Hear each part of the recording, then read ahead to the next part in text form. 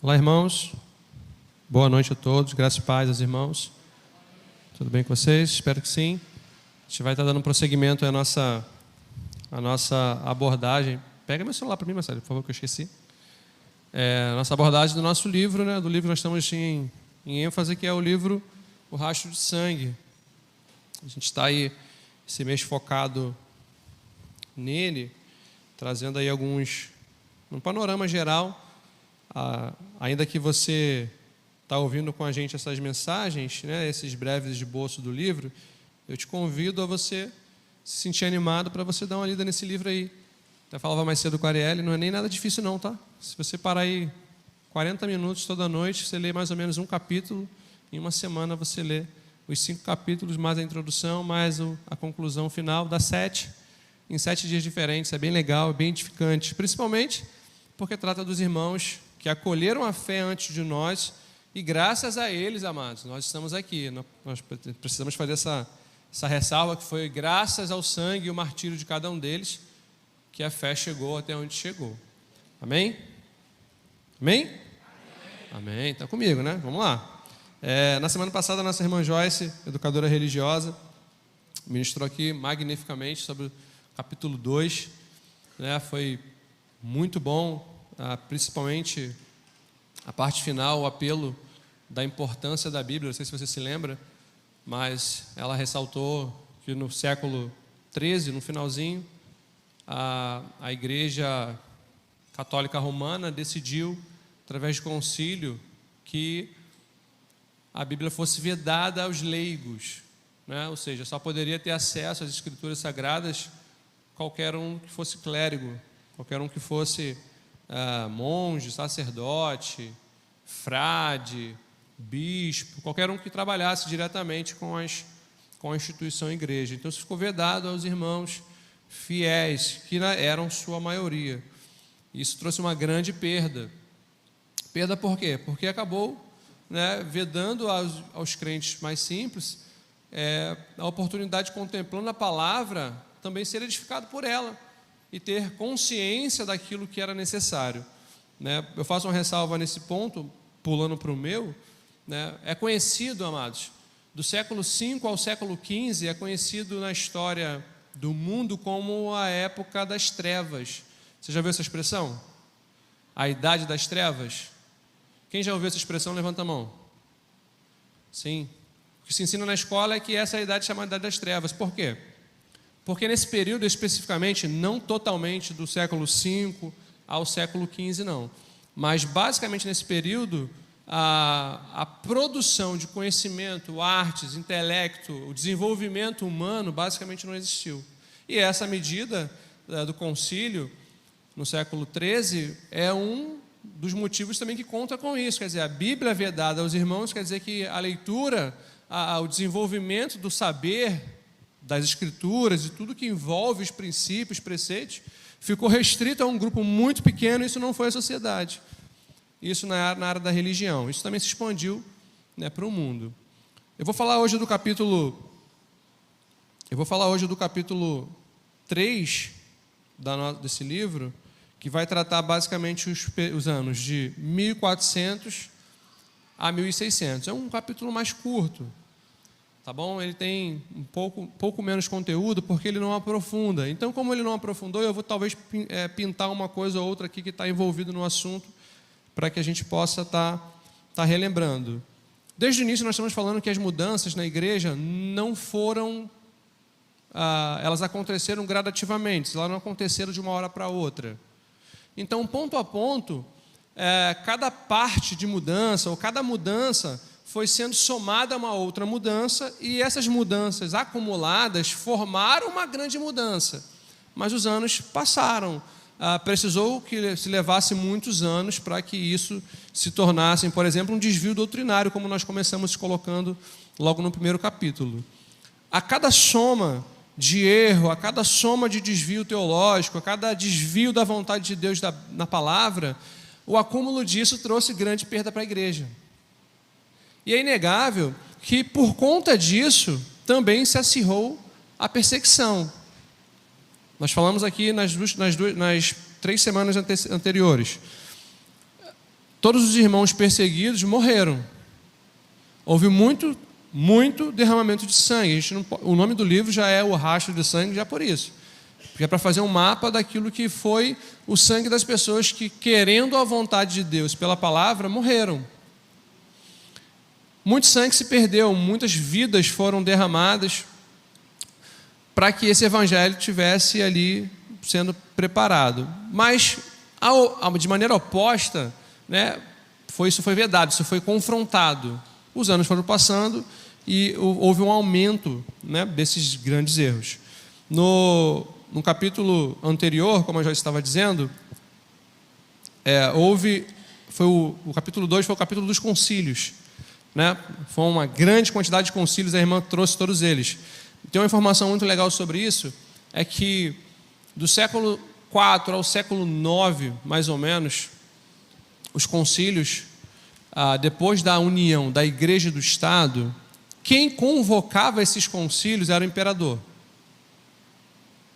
Entenda bem essa informação. Do século IV ao século IX, basicamente foram os imperadores que convocaram os concílios.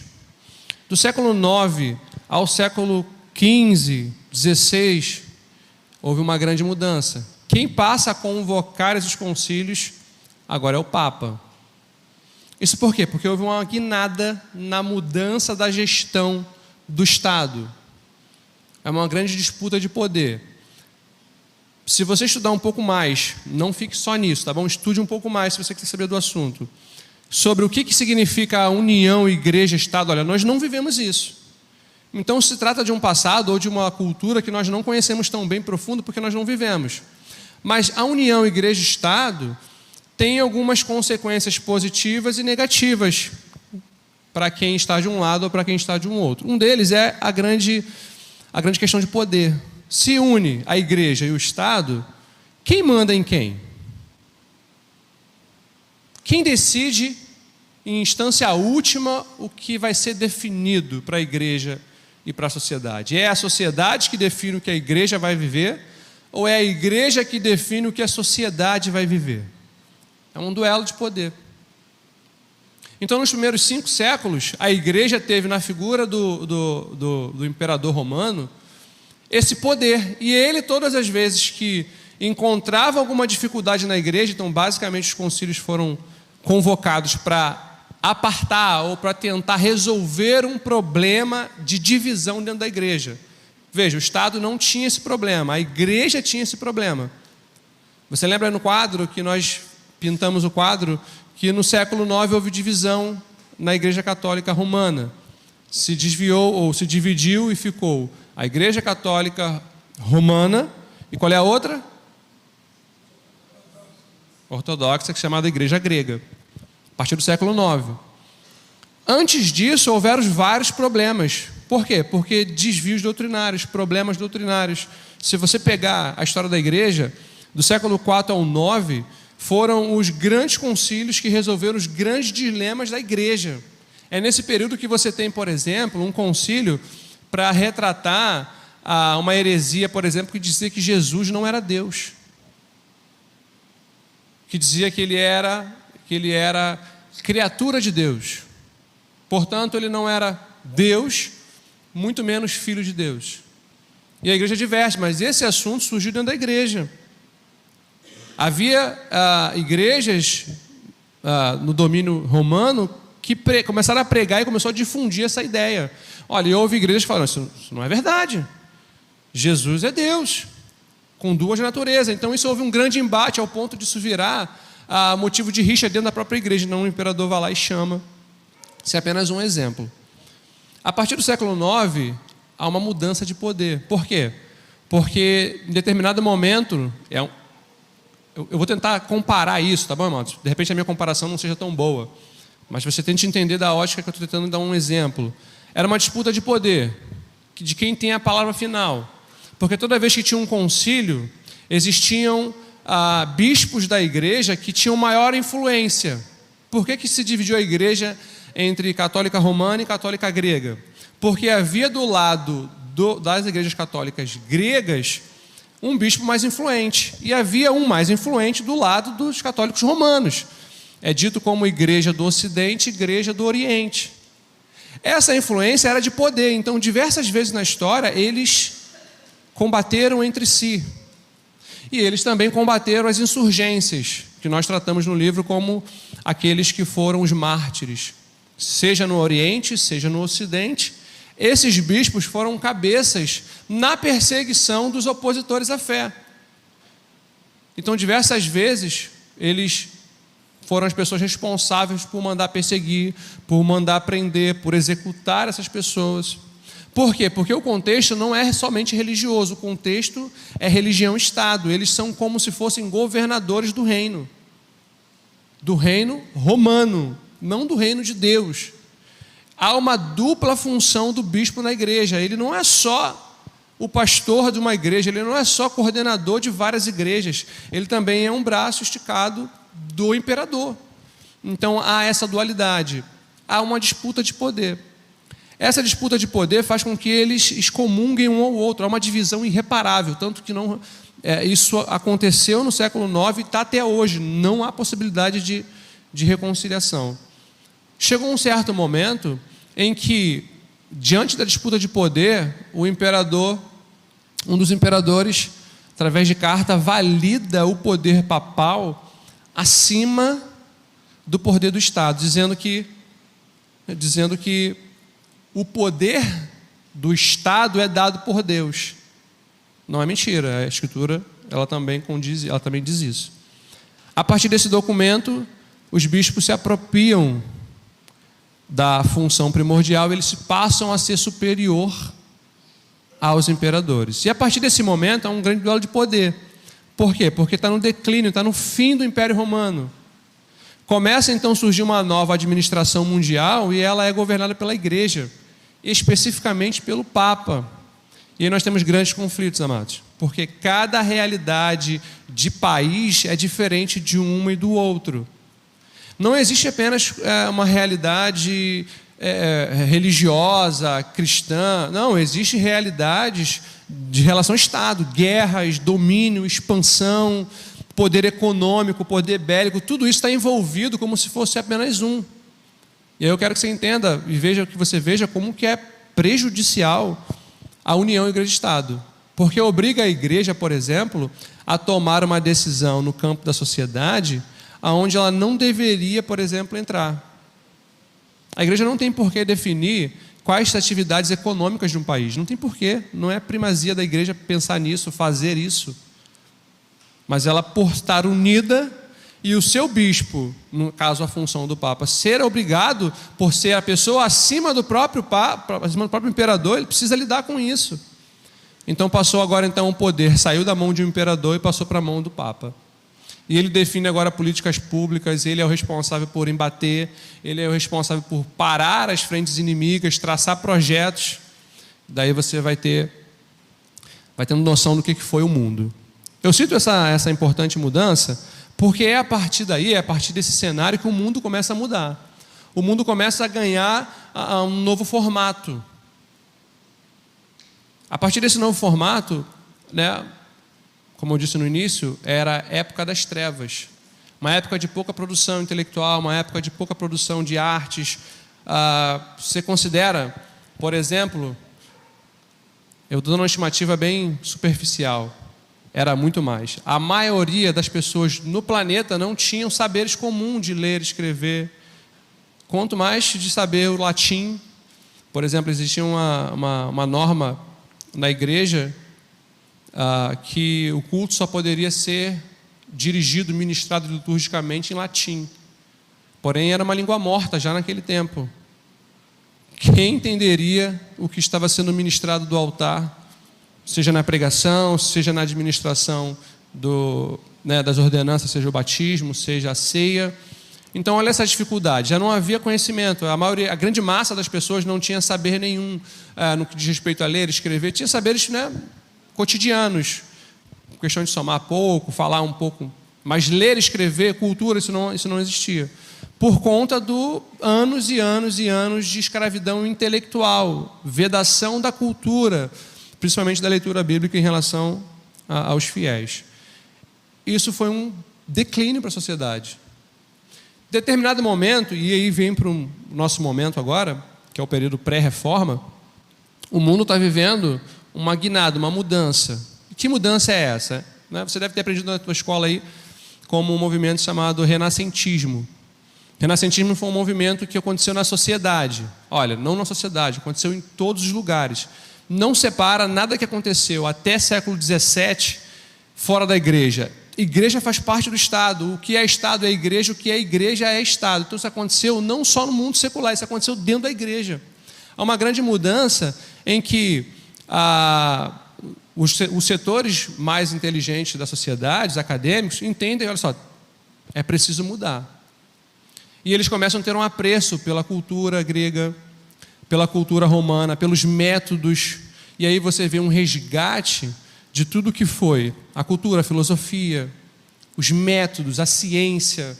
Começam então a retomar um processo de evolução, só que relembrando os tempos lá do Império Romano no início.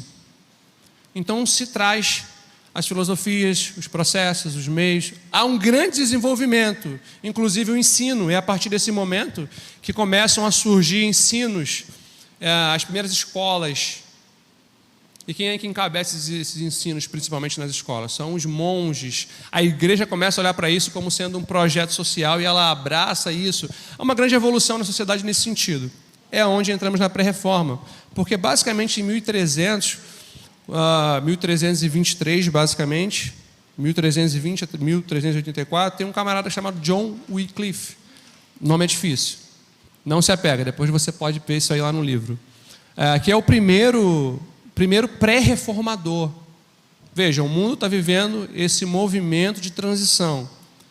Está se começando a trazer-se novamente que é importante para a sociedade saber ler, saber escrever, falar línguas tradicionais, e eu digo línguas tradicionais, línguas antigas, como o latim, como o grego, como o hebraico. Isso começa no meio acadêmico, mas tão logo isso começa a ir para as pessoas comuns, através de alfabetização, ensino. Esse movimento começa a crescer e as pessoas começam a desenvolver mais o pensamento. E é o que acontece quando as pessoas que desenvolvem pensamento encontram a Bíblia. Elas começam a questionar os processos. Porque a palavra ela começa a tratar dentro do coração primeiro de cada um de nós. A palavra ela começa a produzir algo dentro do nosso coração. E uma vez que nós somos transformados, é natural que isso transborde de nós. Veja, Jesus falou que os discípulos seriam como luz do mundo. Ele estava dizendo da conversão. Ele está dizendo que, olha só, um discípulo meu, convertido, ele é como uma luz que alumia o mundo. Ele está dizendo, ele é referência. É impossível não ser notado. A fé dentro do nosso coração produz frutos que vão transbordar. Isso vai acontecer, independente de se for realmente convertido, isso vai acontecer. Essas pessoas estão experimentando agora o conhecimento da palavra. Entenda, quem está experimentando primeiro esses grandes procedimentos de arrependimento, de conversão? Aqueles que primeiro detinham a palavra, que eram os sacerdotes, os clérigos, eram os monges. É nesse período que você vai compreender, né, a existência de vários monastérios. Eu sei que você conhece, né, os franciscanos, não é isso? Os franciscanos quem são? Não. Franciscanos são os seguidores de Francisco de Assis. É um monge, 1300 e alguma coisa. Também os dominicanos, que são lá, eu nunca lembro o nome dele, só sei que é dominicano, mas eu nunca lembro o nome do monge. Porque foram monastérios criados a partir do entendimento que é preciso se separar do mundo para a compreensão da palavra, das escrituras, para ler, para aprender, para desenvolver a vida piedosa. Esses monastérios foram ganhando corpo e esses padres, esses monges, foram cada vez mais vistos pela sociedade como pessoas que realmente representavam a fé cristã, porque eles eram dados às boas obras, eles eram dados à prática da oração, do jejum, da reverência a Deus. Neles não se via uma vida mundana. Então isso começou a ganhar corpo. Olha, esse movimento todo está acontecendo. É nesse período que acontece a pré-reforma. Algumas pessoas, alguns pré-reformadores foram mortos, porque eles, entendendo as Escrituras, começaram a questionar toda a dinâmica da administração do Papa. É marca, amados, nesse momento, que a Igreja Católica Romana, também a grega, ostentava grande riqueza e luxúria. Isso é sabido, você vê pelos filmes, você vê pela história, você vê também isso pelos documentos católicos, tá bom? Você não precisa muito não. As igrejas que você tem conhecimento, seja pelos livros, ou por vídeos, ou por documentários, você vai ver, por exemplo, que as paredes vitrais, eles eram com desenhos com bordas de ouro. Você vai ver uma grande ostentação nesse sentido, tanto que a própria veste sacerdotal era dotada de ouro. Você via que tinha toda uma aparenta de que era realmente riqueza. Pois bem, dentro da própria igreja, homens que estudavam a palavra começaram a entender que cada vez mais o Papa estava diferente do que a Bíblia dizia sobre um homem de Deus, sobre um servo da igreja, sobre alguém que deveria administrar, que tipo de vida, que tipo de atitudes ele poderia ter. E essas pessoas começaram a se levantar contra a instituição, querendo que houvesse o abandono dessas práticas. Essas pessoas foram os mártires que nós vamos tocar agora. O primeiro dele é John Wycliffe, de 1320 a 1384. Ele nasceu em 1320 e morreu em 1384. John Wycliffe, ele foi também tradutor da maior parte, quase 90% do que é a Bíblia traduzida para o inglês. Esse camarada traduziu a Bíblia do grego e do latim, do grego e do hebraico para a língua inglesa. Fez um grande trabalho, só faltou terminar algumas coisas, e aí, como ele morreu, finalizaram o trabalho dele. Mas esse camarada foi tão opositor à igreja, denunciando os crimes dos bispos, dos padres e do Papa quanto à riqueza, luxúria, uma vida que era totalmente contrária da palavra. E ele foi um opositor tão ferrenho, e tentaram matar ele diversas vezes, tá? Mas não conseguiram. Ele morreu paralítico.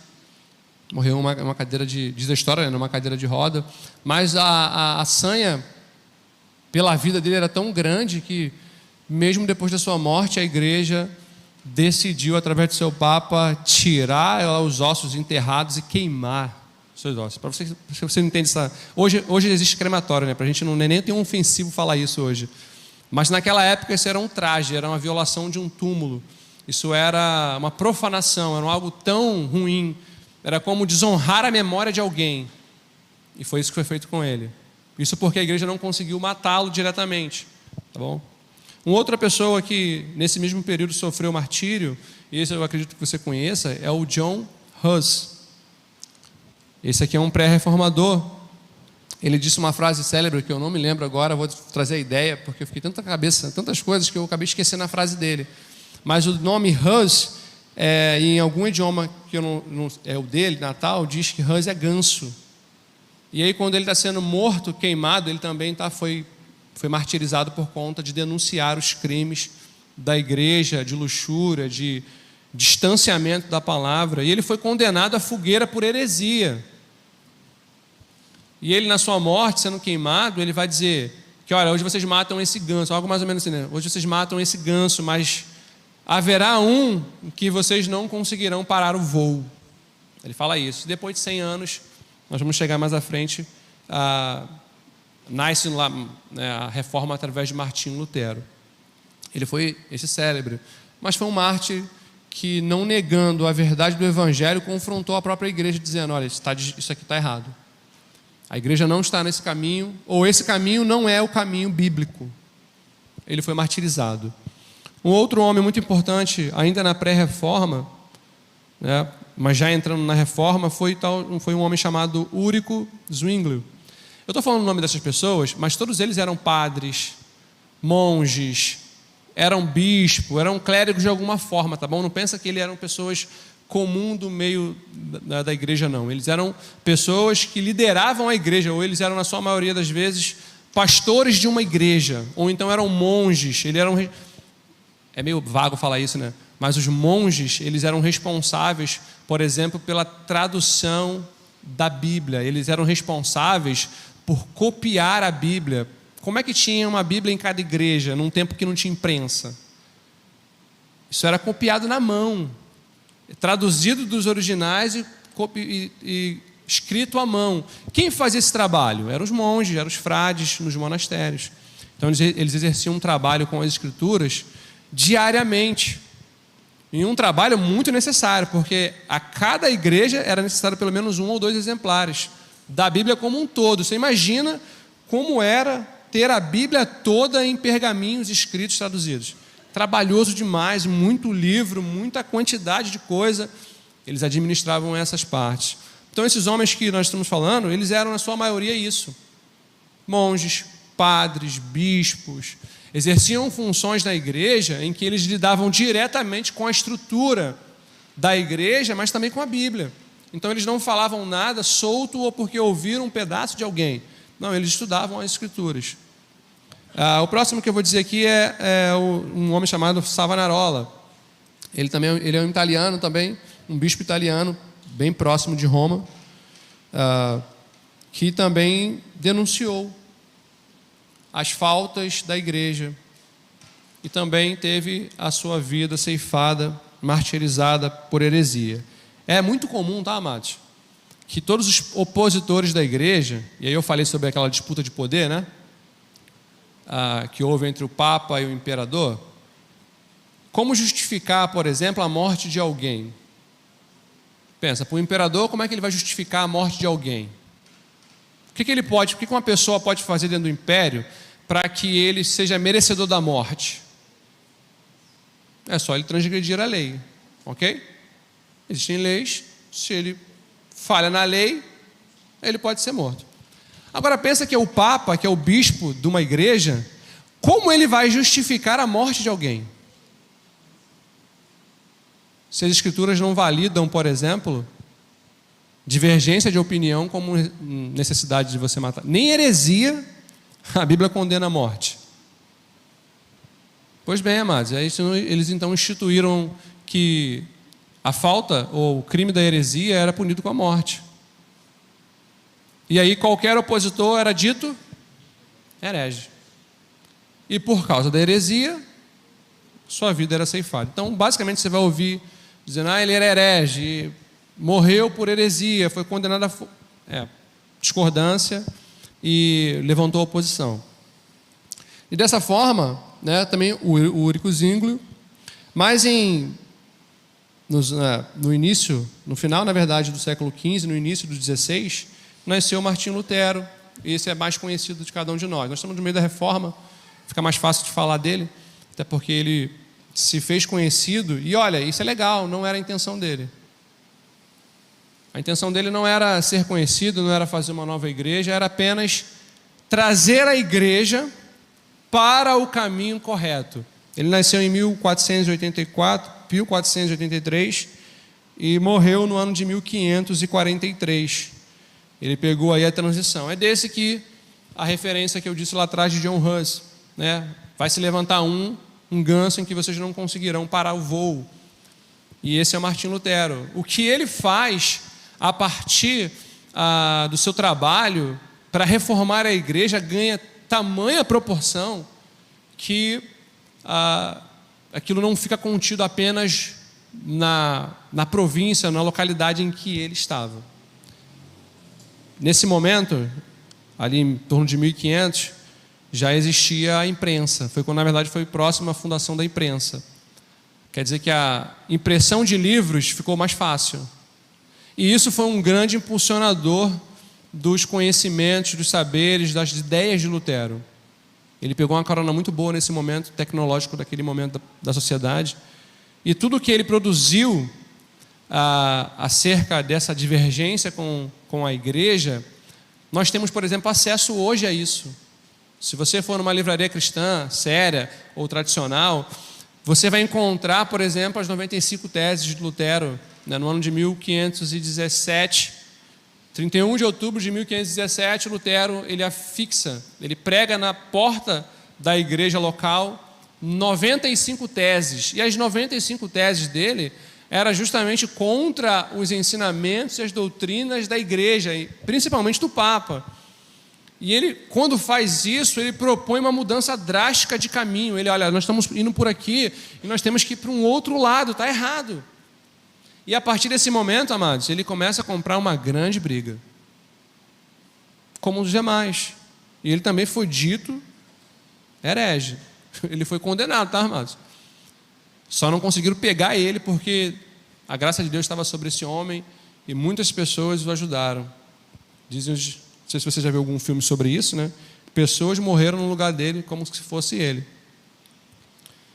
E ele permaneceu vivo e ele proporcionou uma grande mudança. Porque nesse momento que ele afixa as 95 teses, ele está lidando, né, com uma base de documentos para refutar os ensinamentos do Papa. Veja, não é alguém qualquer dizendo, eu sou contra isso. Ele vai à Escritura, pega nas Escrituras os textos e diz, olha só, isso não pode porque na Bíblia diz isso. Isso não pode porque na Bíblia diz isso. Isso não pode porque Deus não concorda com isso. E faz isso, irmão, reiteradamente. É tão importante o que ele faz que não há quem conseguisse combater ele com argumentos. E ele participou, por exemplo, de um concílio em que tinha o bispo da Alemanha, isso foi na Alemanha, tá bom? O Papa estava em Roma, né, na Itália, isso aconteceu na Alemanha, e houve um concílio para não só condená-lo, mas a ideia era que ele renunciasse a essas ideias. E estava lá o bispo da Alemanha, estava lá o rei, toda aquela assessoria, ninguém o conseguiu calar.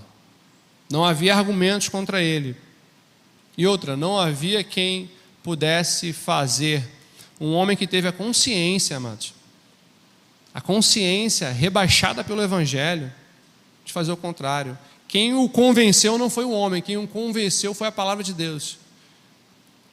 E ele até disse isso na sua confissão, né? Como eu vou contra a minha consciência gerada pelas Escrituras? Ele não nega de forma nenhuma a palavra, ele vai a preço de sangue e pronto para isso, e Deus o livra. É um reformador tão importante que existem filmes sobre a sua vida, existem livros, uma infinita gama de material. Se você começar a ler, você não vai querer parar, de tão importante e tão saudável que é para a nossa fé. Junto com ele também houve um outro homem chamado Melanchthon, que o ajudou, tá bom? Também era bispo da igreja, era padre da igreja. Mais à frente houve outros, né? O João Calvino também é do período da Reforma. João Calvino é um suíço, nasceu em 1509.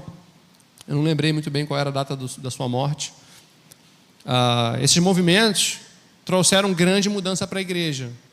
Como assim? Por causa desses homens e a partir desses homens, houve de fato agora uma divisão da Igreja Católica a fim de voltar às Escrituras. Lutero, né, sabido, ele fundou a igreja. Qual é a igreja que Lutero fundou, gente? Beleza? A igreja luterana. Ele não fundou porque ele quis, tá, irmão? Isso é muito importante.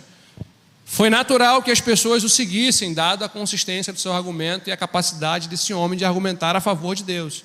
Não que Deus precisasse ser defendido, mas a maneira como ele propagava as ideias da Escritura era clara. Então houve seguidores. Então naturalmente ele fundou a igreja luterana, contra a sua vontade, tá? Ele não queria. Ele foi excomungado da igreja. É como se ele fosse tratado como se fosse um ímpio.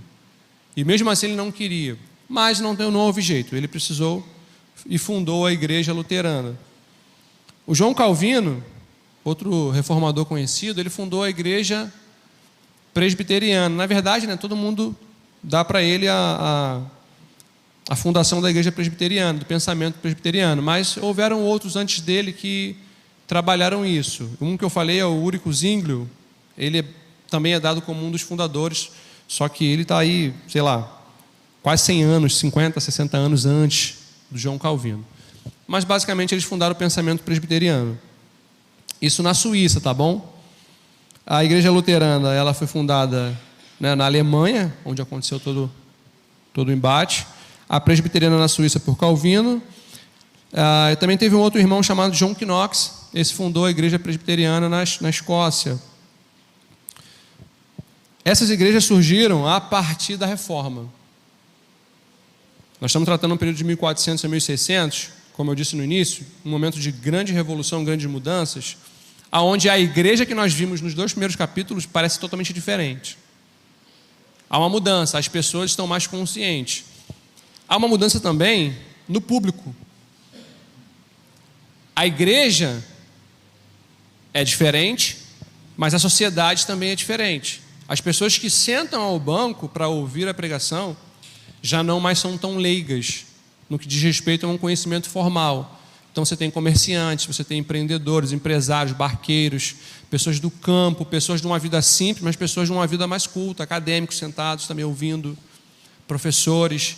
Essas pessoas agora compõem a sociedade, e é uma sociedade mais pensante. Essas mudanças acontecem e a igreja acompanha essa mudança. Daí o surgimento da presbiteriana, da luterana, a partir da reforma. Uma outra igreja fundada nesse imbróglio de 1500 é a igreja da Inglaterra, que nós chamamos de igreja anglicana. Lá no livro o autor chama Igreja da Inglaterra. Ele é muito enfático em falar em igreja da Inglaterra. Por que ele faz isso? Porque a grande mudança dessa igreja não é que ela saiu, ela deixou de ser católica. Não, ela continua sendo uma igreja católica. A única diferença é que não é mais o Papa o sumo pontífice, ele não é mais o cabeça da igreja. O rei da Inglaterra passa a ser o cabeça da igreja na Inglaterra. Então eles rompem com a igreja católica no que diz respeito ao Papa, mas eles não rompem com a igreja católica no que diz respeito às práticas. É a mesma igreja, só que com uma outra liderança. Porém o nome muda, tá bom? Ou igreja da Inglaterra ou igreja anglicana. É importante essa mudança porque é a partir desse conceito, desse contexto que nascem os batistas. Eu vou deixar para a Joyce aqui no próximo capítulo, porque é dela totalmente. No capítulo 4, basicamente é o nascimento da igreja batista. O que eu vou lançar aqui são mais os fundamentos do contexto para que isso aconteça. Então nós temos aí a igreja luterana, a igreja presbiteriana em lugares diferentes. Nós temos também a igreja anglicana. Tudo isso fruto da reforma. Então nós tivemos pessoas que morreram pela fé, nós temos pessoas que morreram para transformar a igreja, talvez mudar ali o seu sentido. Tudo isso aconteceu de 1400 a 1600. Houve muita guerra entre essas igrejas. Não pense que foi paz, não, tá? A igreja católica perseguiu a igreja luterana. A igreja luterana perseguiu a igreja católica. A igreja católica perseguiu a igreja presbiteriana. A presbiteriana perseguiu a igreja católica. Isso ficou num ciclo, amados, de muitos anos. Muitas pessoas morreram por conta disso. Só que essa perseguição não se dava simplesmente pela fé, na ideia de acertar a fé. Era também, entenda, um contexto militar, um contexto de Estado. A igreja era Estado. Então nós temos igreja na Alemanha, igreja na Suíça, igreja na Escócia, na Inglaterra. Existe uma grande luta por poder. Entender isso é importante, porque se por um lado nós temos pessoas que morreram para não negar a fé, nós temos também um número muito grande de pessoas que morreram por conta desse envolvimento igreja-estado. Não tinham nada a ver com a história. Ou de repente não queriam, né? Mas não teve jeito. Vivia em um país que tinha uma religião oficial, e mesmo que ele não aceitasse aquela religião, ele era obrigado ou taxado como tal. Isso é muito importante. Esse movimento todo aí aconteceu nesse tempo aí, então teve de 1400 a 1600. Houve alguma mudança no que diz respeito às igrejas, não é verdade? Mas elas permaneceram unidas num ponto. Eu quero deixar para o final, esses 10 minutos finais, o ponto de mudança. Eu vou trazer um ponto que as une, seja católica, seja luterana, seja presbiteriana. O autor do livro traz para a gente no que elas não mudaram. No que elas não mudaram? Elas não mudaram, por exemplo, no seu governo hierárquico eclesiástico. O que quer dizer isso? Existia sempre um cabeça definindo a igreja. No nosso tempo nós chamamos de igreja episcopal, governo episcopal, onde existe um líder e ele é responsável pela estrutura, ele é dono, ele responde, o que acontece lá? O que ele quiser. Nesse sentido não mudou. Vai ter uma mudança um pouco mais para frente, tá bom? Mas não nesse momento. Eles eram igrejas oficiais, igreja oficializada. Quer dizer que nos seus países, depois da reforma, os seus países adotaram aquelas igrejas como sendo oficiais. Por exemplo, a Alemanha rompeu com o catolicismo e adotou a igreja luterana. Na Escócia é a mesma coisa. Na Suíça também. Na Inglaterra é a mesma coisa, já disse aqui no início. Na Inglaterra, o responsável pela essa mudança foi o rei Henrique VIII, tá bom? Eu não dei o nome dele. Mas elas continuam com um governo hierárquico, elas continuam com uma igreja oficializada, elas são do Estado. Elas continuam também com o batismo infantil. Elas continuam batizando criança. Elas continuam trazendo, por exemplo, o batismo não por imersão, mas por aspersão ou ablução. O pastor explicou aqui, né? Aspersão é aspergir a água, ablução é derramar a água. Isso era oficial nessas igrejas. Também existiam ali a regeneração batismal como doutrina. Nisso elas eram iguais, elas continuaram com essas mesmas práticas. Para finalizar aqui, essa parte do Rastro de Sangue, capítulo 3, o autor propõe para a gente uma diferença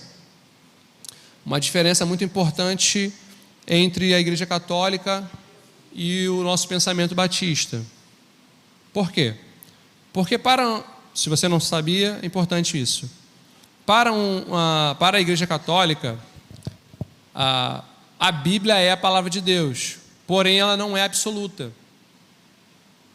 Para se decidir uma questão, se é válido ou não, se é vontade de Deus ou não, se é uma atitude correta ou não da igreja, eles utilizam também os escritos dos pais. O que é os escritos dos pais? É o que os primeiros teólogos, pastores dos primeiros séculos escreveram. Você vai ouvir, por exemplo, eles citarem muito Agostinho, é um bom exemplo disso, mas tiveram outros. O que eles escreveram acerca da doutrina, dos costumes, da vida prática, né? Eles também têm eles citam muito Orígenes, por exemplo, que foi um grande pai do início da igreja. Então eles têm a Bíblia como sendo autoritativa, mas não absoluta. Eles usam os ensinos dos pais e eles também usam, amados, os decretos da igreja. Toda e qualquer resolução que a igreja, através do Papa, decide, isso para eles é fundamental, isso é absoluto. Mais do que os escritos dos pais, mais do que a Bíblia. Então, quando você tem um problema doutrinário da igreja, para você lidar com um católico romano, você precisa entender que para ele, na mente dele, isso é ensinado, a Bíblia não é absoluta. Mas o Papa é absoluto acima de tudo isso. Então ele vai usar os escritos do Papa, o decreto do Papa, os escritos dos pais e a Bíblia para lidar com isso. O autor usa uma comparação para exemplo, a questão do batismo, por exemplo. Biblicamente você vê que o batismo bíblico é por imersão. Não há em nenhum momento a aspersão ou a ablução. Não há. Porém, há a aspersão e a ablução nos escritos dos primeiros séculos da igreja estatizada. Então eles se baseiam nesses escritos, nos decretos do Papa, para poder dizer que isso é doutrina, entendendo que o Papa ele tem poder para fazer tal coisa. Eles chamam de revelação continuada, é o nome que eles dizem. O que isso quer dizer? Isso quer dizer que todo o Papa tem revelação direta de Deus e autoridade dos céus para modificar qualquer normativa na Bíblia. E a partir daí ele pode tomar lá na canetada e isso aqui é isso aqui. E a igreja vai escolher isso e vai seguir isso. Essas são as grandes mudanças que aconteceram na pré-reforma e na reforma, amados. Foi um momento de grande mudança, né? A gente vai pensando assim, eu não consegui resumir em 40 minutos, quase nada do que é o assunto. O que eu falei, se você estudar, eu falei nada sobre isso. Mas é uma grande mudança, principalmente porque a partir da reforma, a igreja caminha cada vez mais para a Escritura. Como assim, Misael? Você vai ver, e eu vou trazer para você aqui agora, que lembra que eu falei que Lutero afixou 95 teses na igreja na Alemanha? Quando ele fez isso, ele estabeleceu um argumento. Como assim um argumento? Ele estava tentando trazer a igreja, tirar do desvio doutrinário e trazer para a Bíblia. Então ali ele estabelece o que nós chamamos de 5 solas. Solas é um termo no latim, não se usa mais, para dizer somente. É como se fosse os 5 somente. Você já ouviu falar sobre isso? Somente a Escritura, somente a Cristo, somente a graça, somente a fé, somente a Deus, a graça. Cada uma dessas solas, ela questionava a doutrina da igreja, dizendo, olha, isso não pode ser por aqui, porque é somente isso. Isso não pode acontecer, porque somente isso. Eu vou ler para você, para a gente ganhar tempo. Por exemplo, acerca das Escrituras Sagradas. Nós já falamos aqui, né? Que é a revelação continuada. Quer dizer que o Papa poderia interpretar e modificar qualquer condição da Bíblia, porque, entre aspas, ele era iluminado. Beleza? Ou inspirado. Mas nas solas, Lutero disse, olha, somente a Escritura é inerrante, como fonte única de revelação, para constranger a consciência. O que isso quer dizer? Que nada pode constranger a nossa consciência a respeito do pecado, da salvação, da vida com Deus, senão as Escrituras. Nós não podemos ser convencidos ou forçados por força de lei a crer em Deus.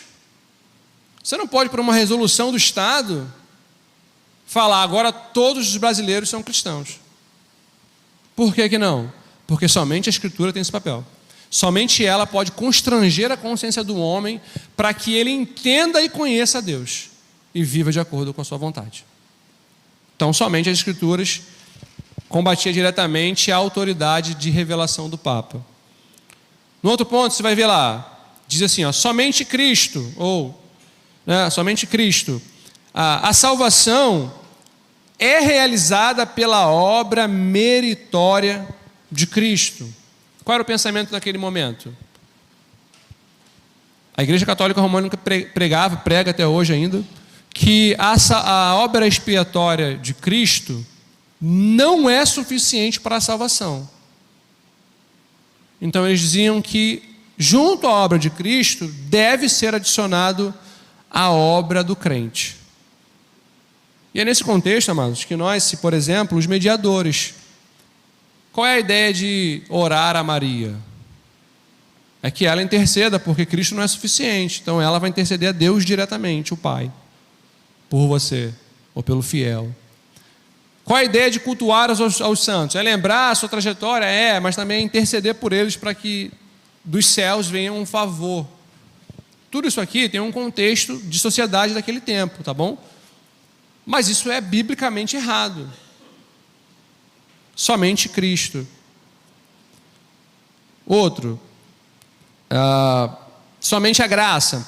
Por quê? Porque na salvação nós somos resgatados da ira de Deus unicamente pela graça. A obra do Espírito Santo é que nos leva a Cristo, nos libertando da escravidão do pecado e da morte espiritual, nos levando à vida espiritual. Isso quer dizer o quê? Que nós fomos resgatados, salvos, não por obras. Não é o que eu faço, o que você faz, que dá valor para a salvação. Não, é pela graça. É porque Deus agiu graciosamente conosco. Qual é o contexto disso? Mais uma vez, a obra meritória. A obra de Cristo não é suficiente, você tem que ter obras. Tendo obras, quais obras você pode produzir que garantam a sua salvação? Então nasceu, por exemplo, as indulgências, onde você poderia comprar um item ou uma... Mas era isso. Os papas escreviam uma carta e aquilo era uma indulgência. Era um tratado do Papa dizendo, você agora é salvo. E você comprasse aquilo, obra de Cristo, mais uma indulgência, você está salvo. Você está entendendo? E aí Lutero fala o seguinte: não é assim que nós somos salvos, é pela graça. Somente a graça que nos conduz para a salvação. Somente ela nos tira da morte espiritual que nós estamos e nos conduz para uma vida espiritual. E ele argumenta sobre os textos bíblicos falando somente a graça. Um outro ponto que ele diz é somente a fé. Olha, a graça que justifica é mediante a fé por causa de Cristo. O que isso quer dizer? Que nós somos somente salvos, nós somente alcançamos a graça da salvação, né, e a justiça que está tudo imbuído nisso, através da fé. Mas porém a igreja dizia, não é só a fé, não é só a fé, é a obra de Cristo, é a fé, é as obras que você faz. E aí começava a fazer um arcabouço de coisas para que você tivesse sempre que conquistar alguma coisa, pagando, ou se dando, ou negligenciando, ou negando alguma coisa para que você pudesse ser salvo. Não era a expectativa, a esperança da graça ou da fé. Eles diziam, por exemplo, que na conversão havia a infusão da justiça de Cristo. O que era isso? Era como se a partir da tua fé, da tua conversão, agora você é justo. Isso é negado pelas Escrituras. Por quê? Porque nós não somos salvos pela nossa justiça. A justiça de Cristo não é infundida a nós. Ao contrário. A justiça de Cristo é declarada sobre nós, para que toda vez que nós formos reivindicar essa justiça, não seja nossa, daquilo que nós fizemos, e sim é de Cristo. É como se você tivesse imagina mais ou menos assim, na sua testa, e diz assim, eu sou de Cristo. Quando alguém fosse te justificar, calma aí, cadê a tua justiça? Não é minha, é de Cristo. Isso não é infusão, isso é uma imputação, né? A fé, ela traz isso, nós falamos sobre isso. O pastor falou sobre isso, na verdade, sobre quando trouxe a justificação, se você lembrar umas pregações passadas, que é a dupla imputação. Quando nós cremos em Cristo, os nossos pecados são imputados em Cristo. De contrapartida, a sua justiça é imputada em nós. Mas isso não é as nossas obras quem diz isso. Isso não é uma justiça que vem de nós, é uma justiça que vem de Deus. E nós só alcançamos isso pela fé. A igreja dizia que ninguém poderia ser salvo pela fé, tá bom? A sua fé seria insuficiente para que você fosse salvo. Então ele diz, olha, você precisa de indulgência, você precisa de uma série de coisas. Lutero foi contra isso, dizendo, somente a fé. O outro somente a Deus a glória. A salvação é de Deus. A salvação é realizada por Deus. Ela é para a glória de Deus. Assim como a nossa vida também é para a glória de Deus. Não tem nada no que diz respeito à fé, à religião, que não seja para a glória de Deus. O culto não é para nós. A adoração aos santos, a adoração a Maria, por mais que tenham sido, na sua grande maioria, tá bom? Os santos que eles citam, tenham sido pessoas piedosas, tá bom? Se você ler a história lá de muitos deles, são pessoas piedosas, irmãos em Cristo, tá bom? Que realmente morreram pelo Evangelho, foram dados à causa do Evangelho, foram pessoas benignas que morreram, por exemplo, em campos, cuidando de feridos, pessoas realmente, muitos foram digníssimos mesmo. Mas a vida deles não reflete adoração. A maneira que eles viveram, a fé que eles viveram, só deve ser rememorada para a glória de Deus. Não para a glória destes. E em algum momento, isso é um traje à própria fé deles. É como se nós profanássemos a fé desses irmãos, trazendo culto para eles, que nem eles mesmos queriam isso.